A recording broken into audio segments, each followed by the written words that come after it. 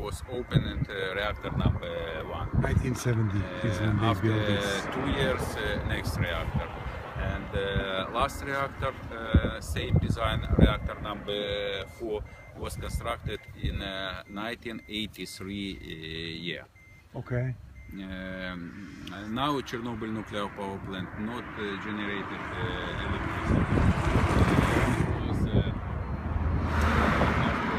5 years in after accident in 1991 was closed down reactor number 2, and after yet 5 years in 1996 was closed down, shut down reactor number 1, and last reactor was switched off on 15 December 2000 by Ukrainian President Leonid Kuchma.